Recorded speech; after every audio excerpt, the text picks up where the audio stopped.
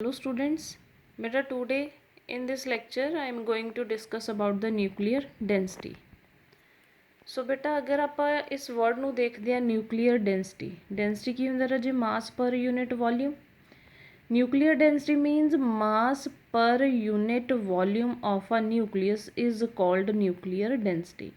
ਤਾਂ ਬੇਟਾ ਜਦੋਂ ਆਪਾਂ ਨਿਊਕਲੀਅਸ ਨੂੰ ਕੰਸੀਡਰ ਕਰਕੇ ਉਸ ਦੇ ਮਾਸ ਨੂੰ ਪਰ ਯੂਨਿਟ ਵੋਲਿਊਮ ਕੰਸੀਡਰ ਕਰਾਂਗੇ that is equals to nuclear density.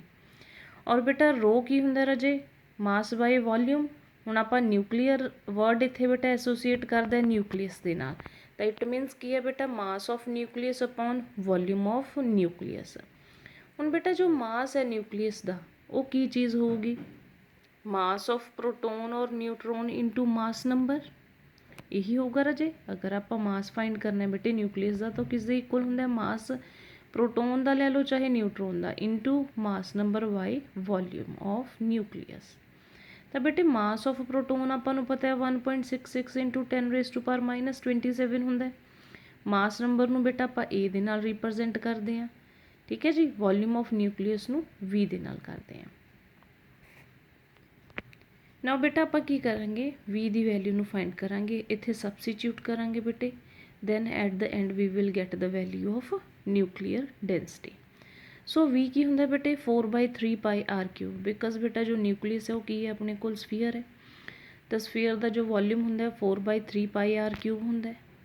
और बेटे in the earlier lecture we have discussed about the nuclear size उत्थे बेटा आप फाइंड किया सी कि r है जो इक्वल्स टू r0 a⁻1/3 है और r0 की वैल्यू की सी बेटा 1.2 इंटू 10⁻15 मीटर है।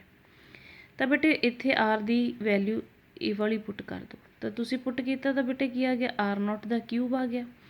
ए दे उपर सी जी 1/3 आर दे उपर सीगा 3 तो 3 दे नाल बेटा 1/3 कैंसल आउट हो गया तो कला की रह गया बेटा ए रह गया।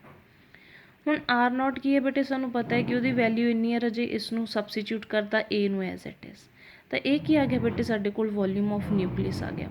तो इसनू बेटे रो जो इक्वेशन सी इत्थे आपां पुट करांगे, ठीक है जी। इत्थे आपां वी नू पुट कीता तो बेटा वी की वैल्यू सीगी पुट करती, ठीक है जी।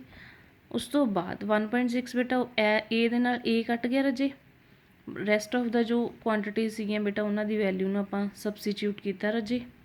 एट द एंड बेटे वी विल गैट कि रो कितना आ गया बेटा 2.38 इंटू 10⁻17 kg/m3। सो बेटे nuclear density is a constant and it is independent of mass number of nucleus. तो बेटा यही चीज़ है जी बहुत इंपॉर्टेंट है कि जो न्यूक्लियर डेंसिटी है बेटे वो कांस्टेंट है और डिपेंड नहीं करती हैगी मास नंबर ऑफ न्यूक्लियस ते। बेटे हुण इस चीज़ का की मतलब है कि न्यूक्लियर डेंसिटी कांस्टेंट है और इंडिपेंडेंट है। कांस्टेंट है बेटे तो सारे मास नंबर के लिए वो कांस्टेंट होगी।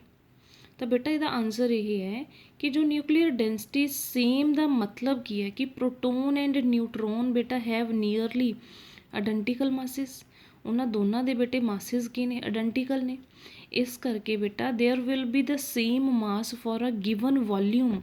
क्योंकि रजे आप क्या कि डेंसिटी की मास पर यूनिट वॉल्यूम तो बेटे पर्टिकुलर वॉल्यूम दे विच तां ऑबवियस है उन्ना ही मास ऑलवेज आऊगा बिकॉज बेटे न्यूट्रॉन और प्रोटोन का मास की आइडेंटिकल है। इस करके बेटे आप बोलते हैं कि जो न्यूक्लियर डेंसिटी है वो कॉन्स्टेंट है, ठीक है जी। क्योंकि ऑलवेज बेटे प्रोटोन तो न्यूट्रॉन का जोड़ा मास है वो आइडेंटिकल है तो गिवन वॉल्यूम दे विच बेटे ऑलवेज सेम मास ही कंसीडर हो, सेम मास ही बेटा ऑक्यूपाई करूँगा। इस करके आप बोलिया कि न्यूक्लियर डेंसिटी है जो वो कॉन्स्टेंट है।